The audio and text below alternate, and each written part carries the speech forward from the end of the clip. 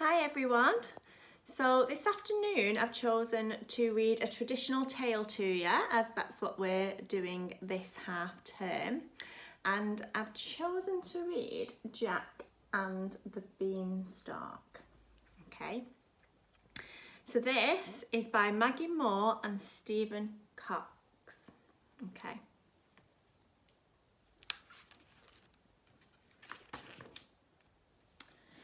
Once upon a time, there lived a little boy called Jack. He and his mother were very poor.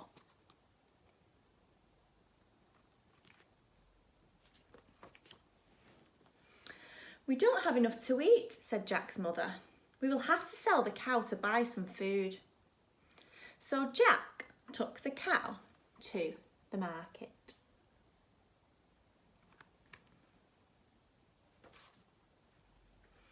On the way to the market, they met a strange little man.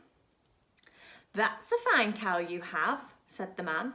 "Will you sell her to me?" "Yes," said Jack gladly. "How much will you give me?" "I'll give you 5 beans," replied the man.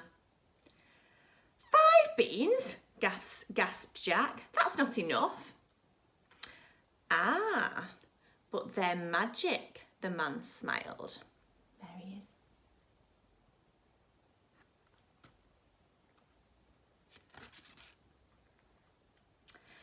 Jack accepted the beans and took them home to his mother. Jack's mother was very annoyed. "You silly boy," she cried crossly. "Those aren't enough for even one meal. We will still be hungry," and she threw them out of the window. So she's a little bit cross there because she's not got what she wanted.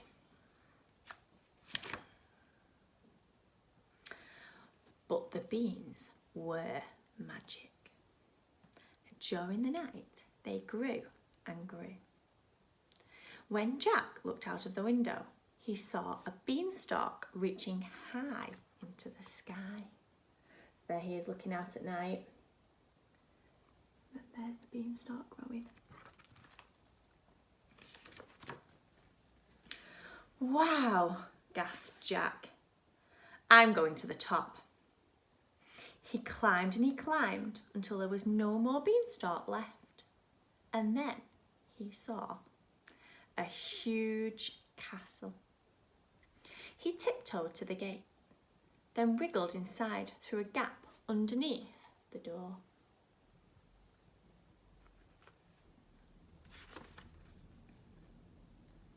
Jack explored the enormous room.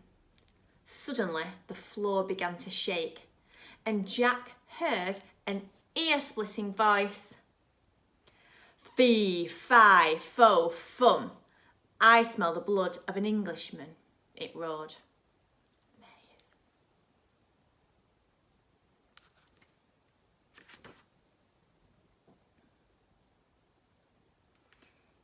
"Be he alive or be he dead, I'll grind his bones and make my bread."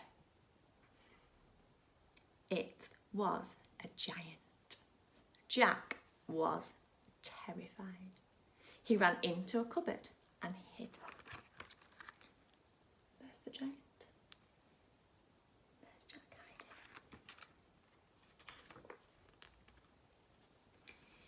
He peeped out and watched horrified as the giant ate 5 whole sheep for his supper. Then the giant called his hen. "Lay, hen, lay," he roared. The hen quivered and then laid a perfect egg made of gold. Jack was amazed. There he is.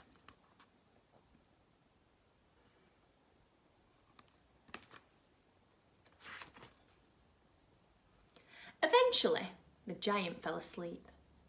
Jack crept out of the cupboard and across the floor. He quickly picked up the hen and put the golden egg into his pocket.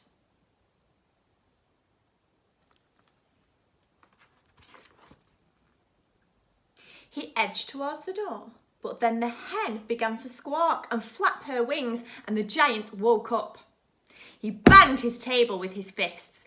Fee, fi, fo, fum. I smell the blood of an Englishman, he roared.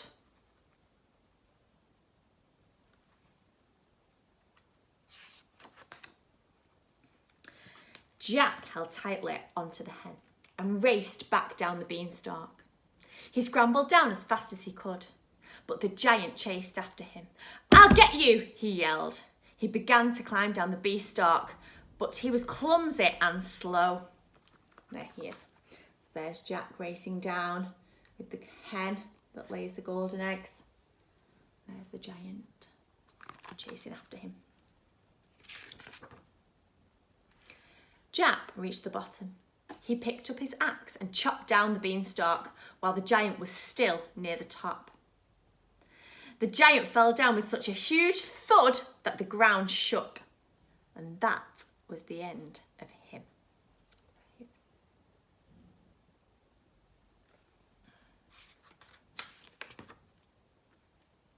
The hen was very happy at living with Jack and his mother and laid a golden egg every single day. Thank goodness for magic beans, Jack thought. We'll never be poor again. There's the hen laying the golden eggs and Jack and his mum very happy.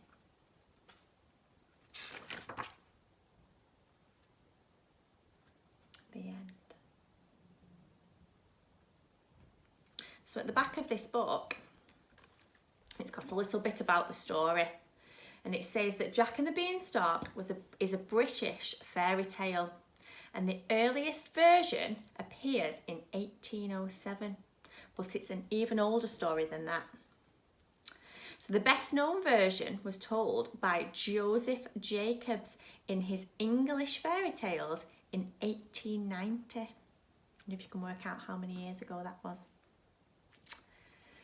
Joseph Jacobs was born in Australia in 1854 and came to England when he was only 18. And he edited many of the fairy tale collections. So that's a little bit about him. And then there's another part here that says, be in the story. And it says, imagine that you're Jack's mother.